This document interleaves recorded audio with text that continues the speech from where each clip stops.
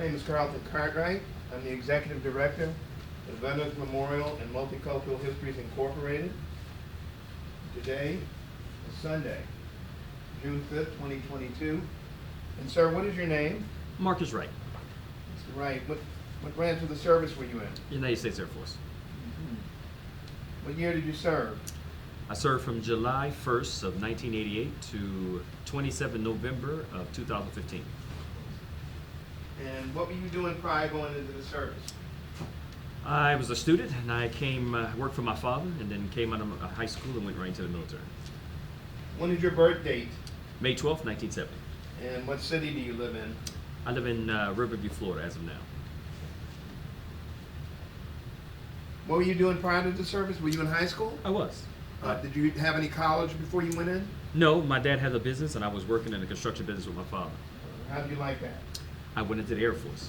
The next question was supposed to be, why did you choose the Air Force and not another branch? Well, I initially was going to go to the Army.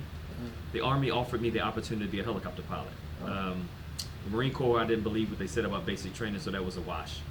What do you mean you didn't believe what they said? They kind of made it seem basic training was going to be pretty simple and simplistic. And after my older brother had already went through the Marine Corps, he told me that that was a lie. So I was like, I didn't want to go through the Marine Corps training. Okay. My other brother at the time, my middle brother, was in the Air Force, and he advised to go to the Air Force because he had some mistrust of the Army. Later on, I found out my scores were high enough; they would have actually put me in helicopter school as a warrant officer, but I chose the Air Force basically following my brother's example. Okay. All right. And where were you at the time you went into the military? Montgomery, Alabama. Gotcha. So where was basic training? It was in San Antonio, Texas. Lackland? Lackland Air Force Base. Okay. And how long was it? 6 weeks at the time. And was it challenging for you? Not physically, not really. I was always athletic. I went and played football my whole life as far as a kid is concerned. So physically, no. Mentally, not really either. Basic training was interesting. Okay. All right. Did you take a break after basic before you went on to tech school? About a week. Okay, went back home? No, went home for about a week. No tech school. Went direct duty my first assignment. Oh, really? No tech school? No. And what was your MOS? My first MOS was vehicle operator dispatcher. Okay, and where did you go for? I left home. So you went direct duty assignment. And yes. what was your first base? Yeah. It was a Hickam Air Force Base. In Alabama? Hawaii. What? Oh, okay. And how long were you there? 3 years. Did you enjoy that? I love the island, but it was the worst experience I had in my 27 and a half years in the military. Okay. What island is Hickam on? It's on Oahu or Honolulu. So Oahu's the island. Oh, okay. Okay. And what was so bad about it? I grew up in Montgomery where I thought I had encountered all the racial disparities or racial issues that one could face. But when I got to Hickam Air Force Base, I experienced it at a whole different level. Tell us about it. I tell people the second day I got there, I got a briefing from my supervisor that told me I wasn't a human being, I would never have his respect. He cursed me out in front of the whole flight that was the president at the time, and then he dismissed me out of his office. And for the next year and a half, that really was the premise of how they treated me. What year was that? I'm sorry. What year was that? 1988. Go ahead. And this all resulted from a conversation I had the day before with my supervisor, which was drunk at the time and was trying to give me orders. And I told him, I said, I respect you as my supervisor, I'm just not going to follow your direction while you're drinking. And then he also asked me in the process, he was trying to figure out what I wanted to do when I grew up in the Air Force. I told him I wanted to be an officer one day. And I think they resented that fact, being an African American, wanting to be an officer, and I wasn't going to listen to him when he was drunk. So for the next 18 months to 2 years, they made my life a living hell. How? Everything, some things they couldn't help. It was really interesting. I was very sharp as a young airman. And I was sharp and naive, I guess you'd say. My first year and a half, I actually drove 10 out of the 12 four-star generals in the Air Force. Did what? Drove what? Drove around. That used to come visit the island for whatever reason. I actually drove them around, had conversations with almost every last one of them. Is that officers you're talking Yes, about? 4-star generals, yes. Oh, okay. Yeah, so, and then in that, one of my biggest advocates was the 2-star general, which was actually the deputy commander of PACAF. I didn't realize I could have stopped a lot of this a lot earlier had I had some conversations with the people that I dealt with. I never really shared the information until later. But the racial names, they called me names I never even heard of before. I went home one day from being at work. There was 10 people sitting at the table. One of the sergeants called me a porch monkey, and I didn't know what a porch monkey was. I never heard the expression. So I went home to my roommate, which was from Florida, and he explained to me what it was. And I said, he actually called me that at the table, and all 10 of them thought that was funny. But that was the common practice and how they treated the actually it was 3 African Americans in the facility. Right. Hmm? So how did you deal with that? I mean, Initially it was extremely stressful. uh I did realize, I remember around 4 months, and I thought to myself, you could punch the clock and get out after before 6 months with no question asked. But what was I going to go home to? Was I really going to go home and work in construction? Did I want to try to struggle and go to college? Or would I just tough it out? I didn't want to go home to be a failure because I never really quit anything. So I decided that I need to learn the game, learn how this thing is played so I can play within the rules, and maybe by playing it within the rules, through the grace of God, I'll make it through. So for the first 2 years, it was a great struggle until I ran into this young lady. And she worked for fuels, and she introduced me to her boyfriend, which at the time was an E7. He just about to put on master. And he explained to me some things I could do to kind of help my situation.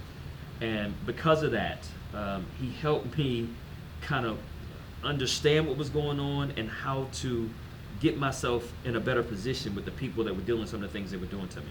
Second, I ended up getting married right at my 2nd year in the military, and my wife really helped me transition through some of the diversities I went through as a young airman. And where'd you meet her, by the way? Well, I met her when I was 15. Actually, I met her when I was 14 years old in Montgomery, Alabama. Oh, okay. Mm-hmm. So you stayed in touch with her as soon as the relationship with your wife. You met her when you were a 14. teenager, Yep. right? Mm-hmm. And you went to service. I did. So was it a constant, Yes. The only reason I went home for a week, I love my parents to death, but the only reason I went home was to see my girlfriend at the time. Okay. And yes, we dated the 2 years I was in the military, and then I went home, married her, and brought her back to Hawaii with me. Okay. Mhm. So she was there with you when you went through this? The last year, yes. Uh-huh. Okay, so what was her advice? How did she take it? What you were experiencing? She looked at it in a sense of she understood my struggle. So a lot of things we did was really focused upon God. God was the reason that we were able to better tolerate and endure, because we knew that something better was going to come along eventually. Uh-huh. And then I really did use the tools that were provided to me. I made just a little trick. The guy told me to take my book out, write down everything that had happened, who was there, what they had said, because he said the people that's doing this to you don't do this, so they won't have a record of it. So I actually went down, this was about the first year into it, I did all the stuff, wrote it down. And then it came a point at my 2-year point, just before I got married, Right. we had a thing called a mandatory fun day. As a transportation person, I came in, I was supposed to just brought my uniform in, but I was supposed to enjoy what was going on. They made me go drive a bus, got on the bus at 7 o'clock. Around 8 o'clock, I called in, and at night, 13 hours later, and found out what time I can come in. And come to find out, everybody had left about 4 or 5 hours ago. They left me out there for 5 hours. Right. Past where I needed to be. So when Right. I came back the next week, of course I wasn't very happy. But I didn't disrespect anybody. I just didn't talk to anybody but the one young black airman that was with me. Everybody else, if you talked to me, I said, yes sir, no ma'am. I was very respectful. So at the end of that week, the guy calls me in the office, this master sergeant, the same one that told me I wasn't a human being, never get his respect, those kind of things. And he told me he was going to send me to corrective custody. He was going to put me in jail, kick me out of service and everything else. And through the grace of God, he didn't have the power. I had to go through a senior master sergeant, which was trying to make chief at the time. And after discussing with him, he asked me what happened. I pulled out my book, gave him the details. And that, along with me getting married, was a transition to helping me become understanding the Air Force. Okay, and so I'm curious. Mm-hmm. What did that what was the equation? What did that equate out? What was the definition of what the Air Force was as a result of that? Air Force is very diverse. It is a direct cut of society. What I was experiencing was no different than other parts of society. One would think that when you come in the Air Force that everybody, this 1% is the best of the best of the best, but not in reality. The 1% is no different than the people that you see out in the world. We get some training, we get some other aspects, we get to know some of the differences when it's in our cultures, and for most of us we adapt and overcome, and we become unified as one. But there are many out there that still do not see that concept. So you have to take it, people as they are, but it taught me some valuable lessons in life that if I stayed in the Air Force, I was going to make sure I treated everybody, regardless of your rank, your age, your sex, color, origin, everybody would get treated the same way. The motto I've always used, and the Bible talks about, you treat others as you treat yourself. While you were in Hawaii, how long were you there? 3 years. Did you travel outside of the CONUS? No, I didn't. On R&R or deployed or anything? Outside of Hawaii, I flew home. Okay. I went to see that young lady. That was Right. my biggest point. All right, so what was the next duty base? We left Hawaii and then we went to Holloman Air Force Base in New Mexico. How long was that tour? It was about 3 to 4 years, but I was the first 4 months or 5 months up there. I wasn't there because I cross-trained. I refused to do transportation anymore. I was blessed to have a captain that came in when I was in vehicle operations just before I left, and she helped me out, and through the grace of God, I got orders to cross-train into air traffic control. Okay. So I got to Holloman, put our names on the list, did a couple of things, got familiar for a second or two, and then my wife went back to Montgomery, and then I went down to Biloxi, Mississippi. Okay, for? Air traffic control school. How long was that? The school was about 4 to 5 months. Where was it? Biloxi. Biloxi, okay. Mm-hmm. All right, and what was that like? Extremely challenging. Mm-hmm. When I got there, I want to say 80% of the students washed out. And then the 20% that made it to the career field, another 40 to 60% of them washed out. So it was a lot of pressure because I did not want to go back to my previous career field. So because of that, the first month or two, I put a lot of stress on myself, studying and everything else to make sure I made it through the school. Okay. And so you made it through. Oh, yeah, absolutely. And where was your girlfriend at this time? My wife. Your wife? She was actually in Montgomery, Alabama, going to Alabama State University. She was in classes in Hawaii, so she didn't want to stop her school, so she just picked up some classes in Alabama State. What was she majoring in? At the time, nursing. Okay. Mm-hmm. All right. Okay, so when you finished air traffic control school, where'd you go? I went back to Holloman. State? Holloman Air Force Base, New Mexico. Okay. And how long did you stay there? I stayed there for about 4 years, and then left there and went to Korea. And where was your wife while you were in New Mexico? She was with me every day. Oh, so she just was waiting for you to finish school? Yep. And so did she go back to school in New Mexico? Yes, she picked up and went back to class in New Mexico, got a bachelor's degree. In nursing? She got a bachelor's degree in, actually, she did part of her school in New Mexico. When I went to Korea, she stopped to take care of our son, because we had a son meantime. Okay. And then from there, we ended up going to Altus, Oklahoma, where she finished her bachelor's degree in human ecology. Nice. Mm-hmm. What was so you were air traffic controller in Korea? Yes. And how long were you there? 1 year. Mm-hmm. How was that tour? Korea was fun. Very interesting assignment. Worked a lot. Just a different environment. Okay. Well, what was so different about it? Some of the cultural differences they kind of explained to us. The Koreans don't really express, and a lot of Asians didn't express emotion, so you kind of get used to that. When you were in Korea, sometimes you would go downtown and they would bump you, but they wouldn't say excuse me. It was really this kind of interesting things you learned about them. And but overall, when you walked off the base, I was at Osan Air Force Base. They were just so friendly. Food was good. I had certain people I used to go shop from all the time, which was I have a problem now because of that. I shop a lot. But I would walk into their stores and they would be like, you back? And I was like, yeah, kick me out, please, kick me out. It was I love Korea. Korea was a good time. Okay. Mm-hmm. All right. Nice. Wife enjoyed it too? She didn't go. She actually stayed at Holloman until I finished Korea. Okay. Mm-hmm. All right. So after Korea, you went where? From Korea, I went to Altus, Oklahoma. Mm-hmm. Is that a base or a Yes, city? it's a base in Oklahoma. Okay. And how long were you there? I was at Altus for approximately 4 years. Air traffic control? Yes. Okay. How'd you like it? The first 2 years was not bad. Culture was fine. Nothing really weird as that's concerned. But the last 2 years was horrible because we had tornadoes year round, and I mean like every week there was a tornado. Really? Yes. That's enough to worry about. You ever hit It the was. base?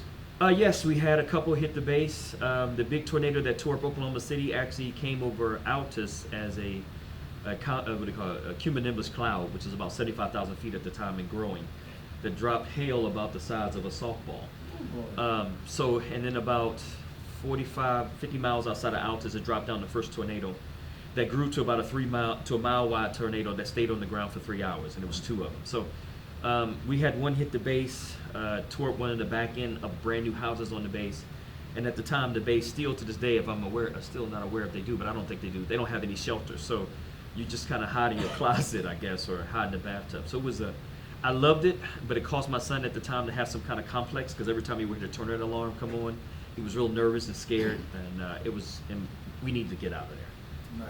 Is he okay today? Yeah, he's fine. He grew pretty well out of it, and at the same time, our other son my wife was pregnant, so I knew I had to leave there as soon as possible. Right. Okay. So where'd you go after that? We left there and went to Biloxi, Mississippi. So I was an air traffic controller. Then I went back to Biloxi, Mississippi to become an instructor, air traffic controller. Okay. And how long were you there? I was there for 4 years. Okay. So how did that go? That was amazing. I got a chance to mold and shape the career field. Students would come through all parts of the world, and we had a very unique technique for training.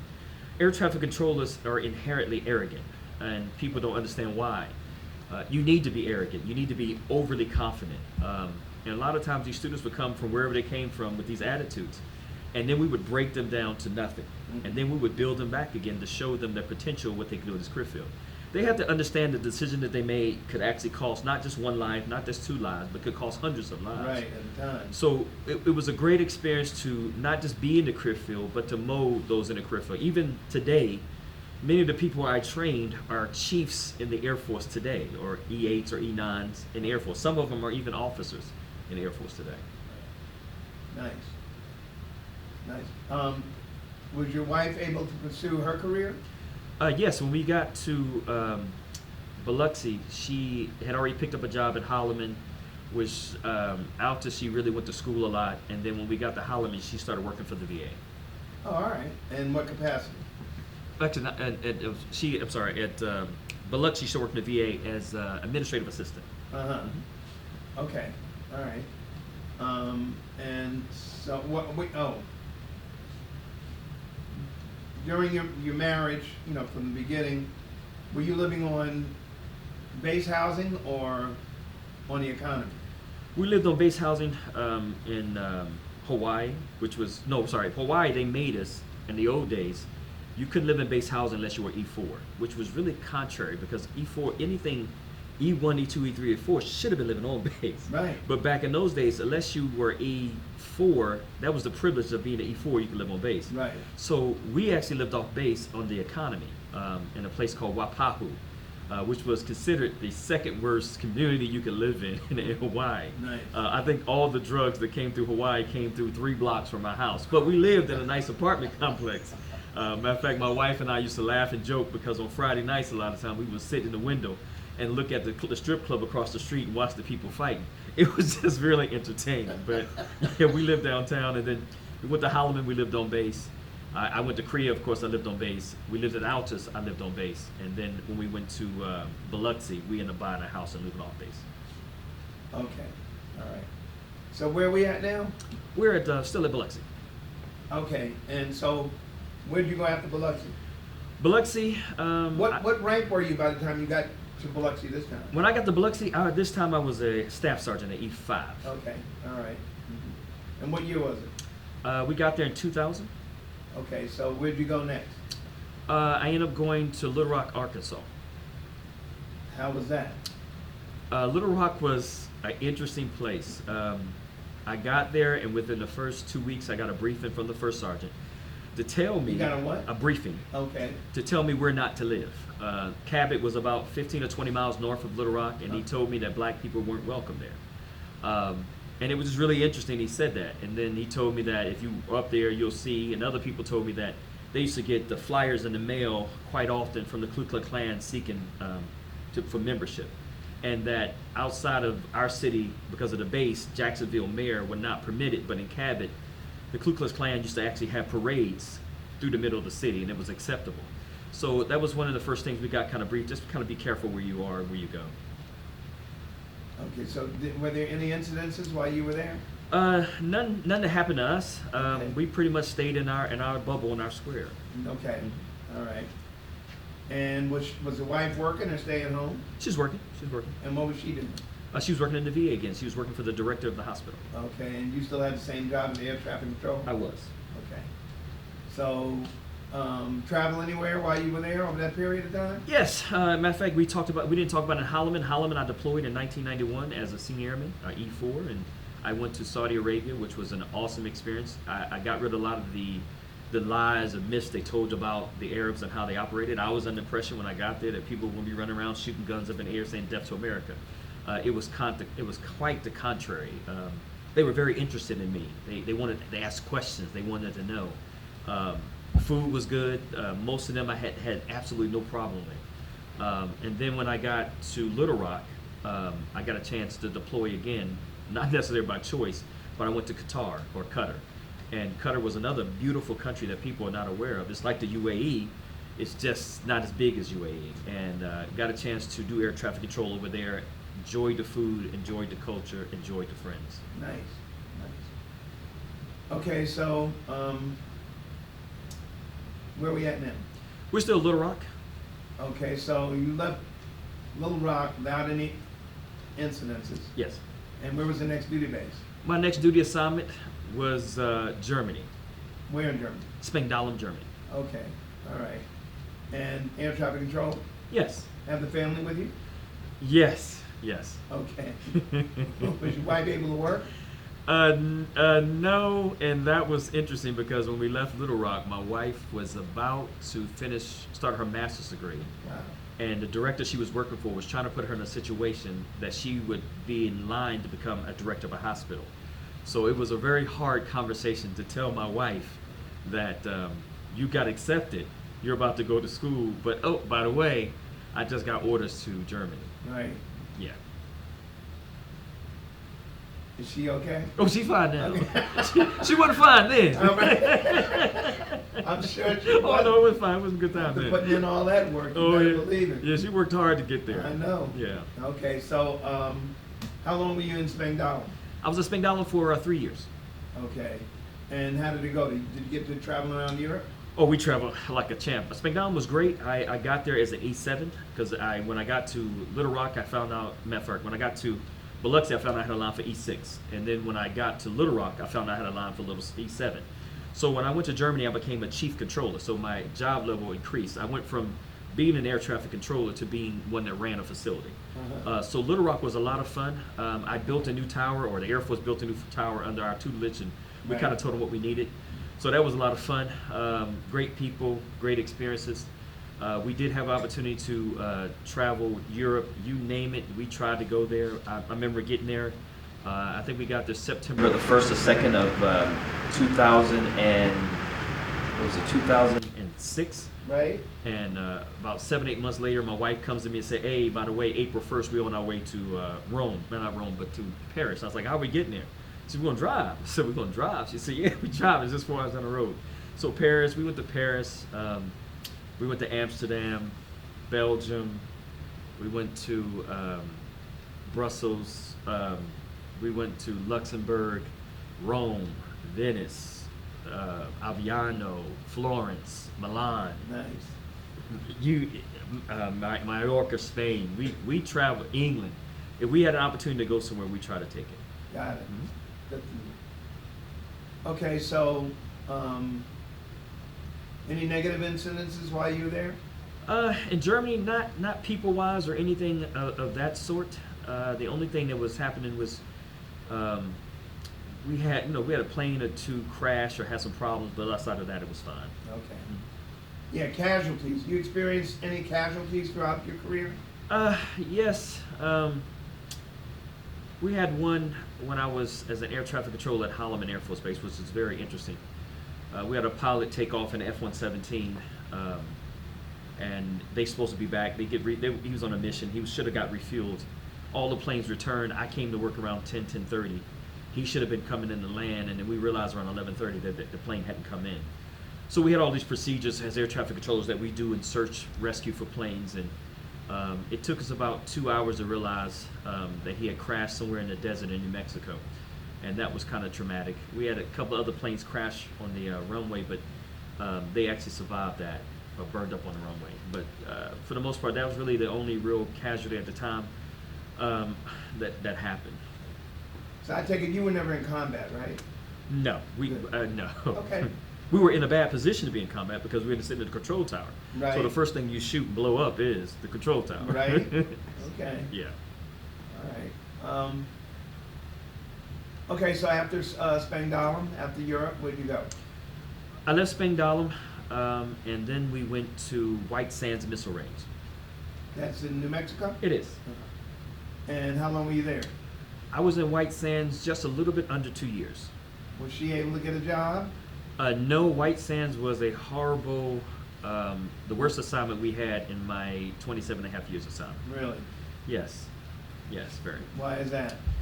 Well, we were on an Army base, and it's not that the Army base was bad, it's just that there was a lot of racial stuff that went on in the Army base. And then my son, my baby son, actually got, there was a racial stuff that happened in his elementary school. I mean, just terrible racial stuff. To the point that when we took it to the school, the principal, because one of the students had called him the N-word, and the principal, in a casual conversation, brought it up like, yeah, well, really, yeah, okay, so they called him a this, and this, and this, and, you know, like it was casual. It was okay for her to say it. And then we went about, another thing was, we can proudly say that when we left New Mexico, because we sued the school board because of the stuff that happened, we literally changed some of the laws that happened in New Mexico. People may not know that, but if you look it up, Wright against the state of New Mexico, there are some things that we brought up, that we put out there, that the school boards in the state of New Mexico put into place in order to make sure this didn't happen. My baby son he was around 8 or 9, was lost in school. They couldn't find him. They beat him up. 2 or 3 kids beat him up and jumped him in school. All this kind of racial abuse. How old was he? 8 or 9. We had one teacher that was teaching a history class, and in the middle of this history class, she told all the other students, you would own him in slavery. He would be your slave. So just realize that. This kind of stuff is what they were doing in the class. So Right. my wife got to the point she couldn't work. Literally, she was at the school almost every day. Right. And the grace of God, we ran into the garrison commander. I learned a lot about the Army being on that base. The garrison commander ended up getting involved. Matter of fact, Holloman's commander was going to get involved, but because the garrison commander was involved, I was a senior master at the time. I was an EA. Right. So the Holloman commander and the chief of the Holloman was like, we will get involved and we will do what we need to do. But I said the garrison commander is going to handle it. And he got involved, and because of some of his actions, the school on base changed. And because of our lawsuit, some of the laws and some of the procedures and some of the things they did in New Mexico changed. Congratulations. Well, that was a challenge. It was. Wife okay? Oh yeah, oh yeah. I'm feeling I need to check on her from time to time, especially after that mess. Okay, where'd you go after that? So, I was in Senior NCO Academy, and I got a call saying that I just got an assignment. I was thinking that if I was going to get another assignment, it would probably be somewhere like, I don't know, South America somewhere, in one of our bases down in Honduras. Uh-huh. But they gave me an assignment, said that my assignment was going to be in Greenland. And I was like, okay, Greenland. I didn't know very much about it. But they gave me the sweet part of it, that I would go to Greenland for a year, but then my follow-up would be here at actually MacDill Air Force Base. So I left White Sands, and then I brought my family here to MacDill Air Force Base, or to Tampa. Uh-huh. I set them up in housing, and then I got on a plane 30 days later, and I flew to Greenland. Okay. by yourself. Yes. And air traffic control? The boss again, yes. Okay, you were the boss? Yes. Okay. So how was it? Greenland was a very interesting assignment. I wore 3 hats. I was chief controller of the tower, the chief controller of the RAPCON, and I also was a squadron superintendent. So I had 3 hats. The job was not very hard or anything like that. The separation from the family was a very hard separation. It was even worse than being away from Korea. But the job itself wasn't that bad to do. It was just the temperature. It was cold. It was cold. How cold would it get? People talk about Alaska. Alaska's cold, but a lot of times when they describe Alaska, they'll tell you that's negative 50 below zero. But it's negative 50 below zero with wind. Greenland was negative 40 below zero with no wind. And for about 8 months, it was cold. And then for about 2 months, it got kind of warm, and then the transition. So, and then the other people don't realize is for 4 months, it's black, just midnight. So like no light at all. Right. And then 4 months is straight day, like 12 o'clock for 4 months. And then it's a transition period between them all. So Right. dealing with the weather was probably the hardest thing we had to deal with. Dealing with some of the animals was some of the hardest thing we had to deal with as well. What kind of animals? When I was there, for the year I was there, we had 16 polar bear sightings on base. Right. So it was pretty interesting. Uh-huh. In fact, my wife actually got an opportunity. They had this special program that you could bring your wife over for a week. So my wife got a chance to fly over to Greenland on this dilapidated plane that it was a horrible plane. I mean, I told you I need to keep checking on that. The temperature on the plane was because I went over the first time. The temperature on the plane drops down probably in the 40s. Right. And she got there, and then she gets off the plane, and I want to say when she got there it was about negative 21. Jesus. And that was without the wind. And then so she came in, and I can recall one time we were going to my office. I was showing around my office, and we got an announcement that in this section of the base that there was a polar bear sighting. So if you're in this area, stay locked up until they can run the polar bear off. But yeah, we had polar bear sightings, polar bear with cubs all over the base. Okay. Okay. Was there ever an attack that you knew of? No, we were really, really fortunate and blessed. We had a couple of polar bears run up on the Dutch guy that was kind of like we had police there, military police, but he kind of also oversaw some things. Right. And he kind of shot his gun and the polar bear ran off. My boss, my boss, the commander, one day he told me, I'm telling everybody I'm sick, but he wasn't sick. He said, I'm going out on the ice. So he went on the ice with the Dutch officer and stayed out there for about 3 or 4 days. And he said on the ice he ran into, he saw something off that was kind of blood red, and they ran up on a seal. And you could tell a polar bear had just recently killed the seal. So they took some pictures and the other, and they told him they have the Dutch guy said the polar bear's watching, you just don't see him. They didn't get attacked or anything like that, but they realized that when they go out in the wild, they actually take dogs with them. The dogs really are kind of keep the bears away. But right. The locals, you would see them come across the ice. They would come in once or twice a year to sell a lot of their products. They would sell seal skin gloves, polar bear teeth, stuff like that. And they actually, what we discovered, talking to the locals, that polar bears, humans is actually on the food source of polar bears. They actually eat us. We are part of their food source. Hello. Yeah, so a lot of other bears attack us, but we're not part of their natural order of eating, but they actually eat humans. So we were pretty cautious about it. I've never had any doubt that we would be on the menu. Yeah, they designed our dorms that I think polar bears, they swipe down, so the doors they were opposite. So, and every door had another door. So if you walk through a door, there was another door that you had to get through. Uh-huh. And then every door to a room had a door that you had to go through. So I like that. So if he broke down 1 or 2 doors, by the time he got to your door, you'd be gone. You'd be gone. So. That's a good concept. Okay. Do you feel like you had all the supplies that you needed while you were in the military? Supplies, yes. Personnel, not necessarily. When the Air Force started doing this reduction back in the late 80s, early 90s, we had to learn how to do a lot more with less. Not necessarily missing supplies, but resources as in human bodies. Right. But we learned how to adapt and overcome that and still be effective in doing the job that we did. Okay. Mm-hmm. So after Greenland, you went to MacDill. MacDill Air Force Base, yes. All right. And I wasn't sure. Or final tour. Final tour. I wasn't sure yet. How long were you at MacDill before you? I got to MacDill station here in 12. Okay. And it was a funny story. I have my career has been very entertaining. So when I just before I left Greenland, I got a call from my commander that was going to be at MacDill, and she asked me a couple of questions. I answered the questions, but I don't think she really accepted my answer. I think she was talking. There was a young man here that was going to work for me. I was an E8. That young man was an E7. The commander and the young man's wife, which was an officer, she was a lawyer on base, were very good friends. And he pretty much told the commander that he would never get promoted under me. So he had worked this scenario up that I would come and he would be the squadron superintendent and I would be the chief controller. That wasn't going to work for me. I had been a senior master sergeant at the time for 3 years, and I was not going to sit in the squadron as an E8 under an E7. So what I didn't know at the time was they had took this conversation to the command chief or the chief of the base. And the chief of the base said basically that if I come in and I accept this, okay. But if I don't accept this, they got to figure out something. So I came in, and matter of fact, just before I left Greenland, my commander, that's my dude. He said, look, I just want to give you a warning. I don't trust the commander at MacDill. I think she's up to something. So be very cautious when you get there.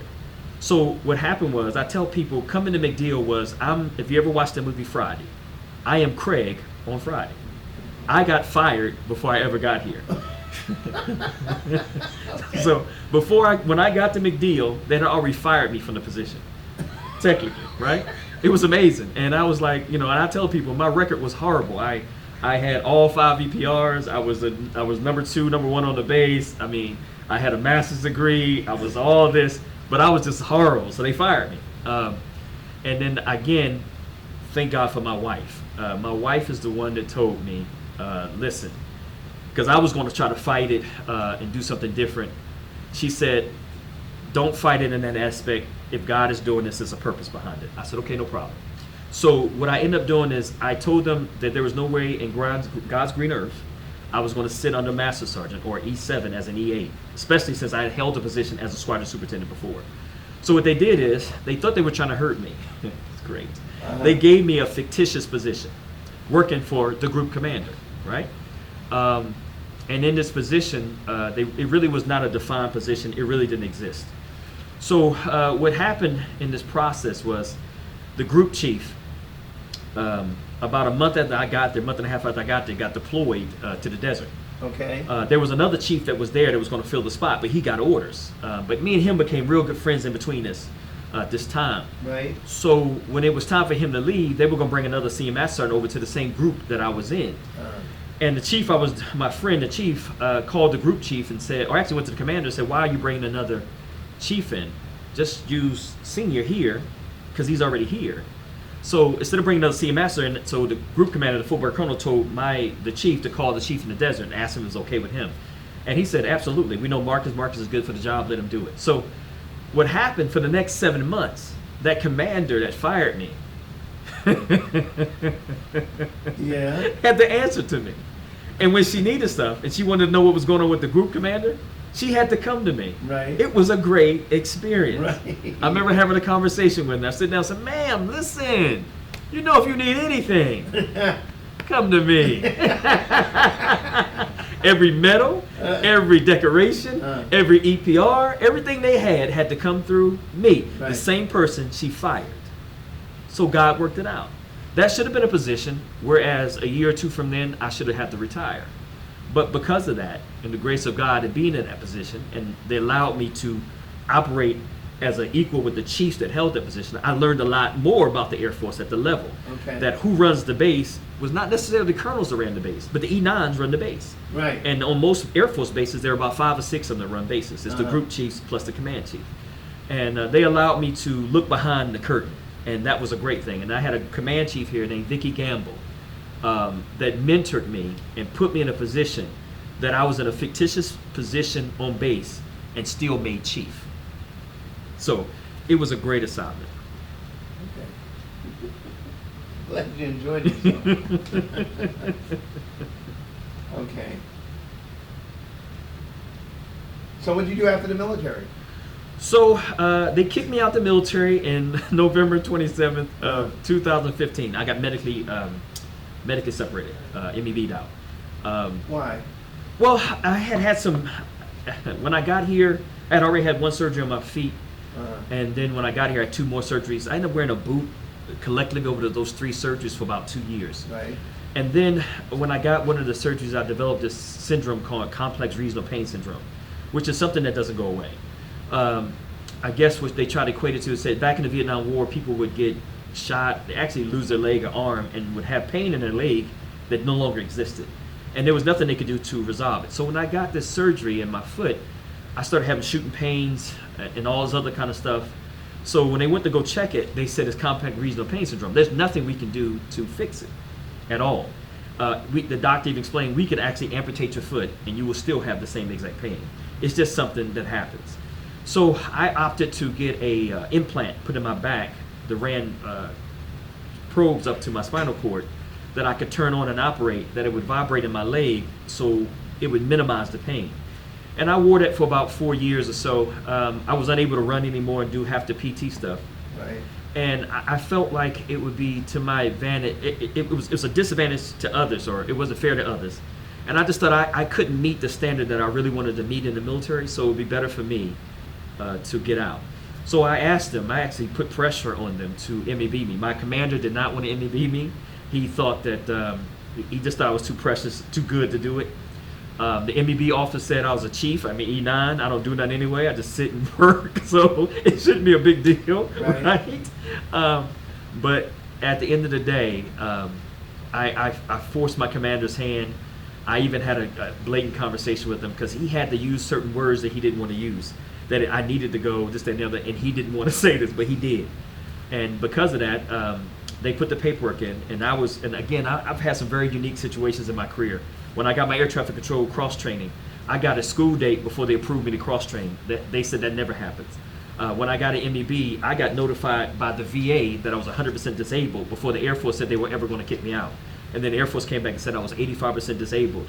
And because of that, I had 4 months to pack my stuff and get out. So did you get an honorable discharge? Oh, absolutely. Okay. Honorable discharge, and I get to retire as a Chief Master Sergeant, and I retired with 100% disability. Nice. Mm-hmm. Nice. And so after I retired from the military, I was talking earlier to someone. Something we talked about in about 2000, 2001. A friend of ours, we talked about starting a franchise. We looked at McDonald's, and neither one of us had $2.5 million in the bank because you had to have that in the bank with no obligations. Right. So then we looked at Starbucks because I love Starbucks at the time, but Starbucks only franchised out to one person in history. That was Magic Johnson. I think he had 122 restaurants. Really? Yes. The owner of Starbucks went into a Magic Johnson movie theater, asked Magic how he did what he did. Magic said, "Give me one of your restaurants, I'll show you." So he gave him one. Magic ended up having 122. 10 years later, he sold them all back. So then we looked at Subway, and at the time, back in 2001, 2002, Subway was booming. So a friend of mine, and I didn't realize how much older he was than me at the time. I think he was like 5 or 6 years of my senior. So he actually started doing some research. He started working in one Subway. He was still active duty, but he was working, trying to do some of the groundwork, and he's giving me information back and forth. We kept talking about it. But by the time I got to Arkansas, he had an appointment because he was thinking about retiring, and he did his first appointment to buy a Subway. So he ended up buying one and separating from the military. So that was back in 2006, 2007. So I kept it back in my head that one day when I get out, I'm probably going to buy a franchise. As time progressed, I kept Subway, but I started looking at Little Caesars. And when I got here, I really was interested in Little Caesars. I went and did some interviews with some of the other owners of Little Caesars, and they had opened the door for me to own Little Caesars, but they wanted me to move. And after 12 years of 12 times moving to the military, I refused to move here. I also had an opportunity to buy into Chick-fil-A. I sponsored Chick-fil-A on base. Me and the marketing rep for Chick-fil-A in the area fed 5,000 military members on MacDill Air Force Base 2 years in a row. And I met a lot of the owners. Matter of fact, because of her, I met because it's a year process to go through. I jumped probably 9 months or 10 months in the process, and I met the guy that you would talk to just before they finalized whether or not you could buy it. But what they discouraged me in was I would never own it. That if I bought it, I put the $10,000 down. 10 years later, if I wanted to pass it to my son, I couldn't pass it to my son. I would sell it. I would give it back to them. They would give me back my $10,000, and then I would go my separate way. They make great money. They make about $230,000 to about $1 million a year per owner. But that was not what I wanted. I wanted something that passed along generational wealth to my kids. Right. So I retired. November 27th is my actual retirement date, but I separated August of 28th is my retirement date as far as my ceremony. September the 23rd, I was in subway school in Connecticut, and there is a subway school. I thought it was going to be a joke. You know, I have a master's degree. I have 5 degrees. I have 3 associate's degree, a bachelor's degree, and a master's degree. I just know that this is going to be a joke. So I go to this subway school and discover that it's all about math. So all the stuff that we normally do, that our computers do, they want you to do manually. So it was a pretty challenging school. Don't get me wrong, I came out with about a 97, 98 average. But I should have thought, I'm thinking I'm going to come out here with 150 average because this is the silliest thing in the world. But they challenged us. We worked. We'd come to class in the morning sometimes. We worked to 4 o'clock. We would drive an hour to a restaurant. I work in a restaurant till 10, 11 o'clock at night. I would leave. In the morning time, I get up, go back and work in the restaurant, leave the restaurant, come back to school. So they kept you busy for 2 weeks trying to get you indoctrinated. So we ended up buying our first one, and we closed around October the 23rd of 2015. 2 years later, we purchased another one in Tampa. And then 2 years later, about 4 months before COVID, we bought 3 more, which was interesting. I bet. We went from making I tell everybody, we went from making $1 a day to making 30 cents a day. And that lasted for about 9 months. Now, thank God, we're back up to $1 a day, $1.05 a day. So we're doing now just as well as we did before COVID. But we did this as a family, and the name of the business is called Wright LLC. Represents my 2 sons and my wife. And the whole point of it is to leave a generational wealth for my kids. Right. They live off it now. They survive pretty well. My oldest son pretty much, he has an MBA, so he pretty much runs the majority of the company. But at the end of the day, it's for them. It's for them to choose what they want to do with it and how we want to go about it. Right. Congratulations. Okay, a few more questions. Let's see. Okay, so, and you, all right, yeah, you use your GI Bill for your education, right? I did. Have you shared that with you, been able to share it with your kids? Yes, my oldest son was able to finish his bachelor's degree, and he completed 11 out of the 12 of his master's degree classes with his GI Bill. Nice. Did your military experience influence your thinking about war or about the military in general? Yes, I say my deployments gave me an understanding of why we serve, why we do what we do, the sacrifice that we make. We do what we do in order for this society that we call America to have the freedoms that they have. Some people don't understand that I served in the desert, and I was going for my family from 4 to 5 years for someone that they want to burn the flag.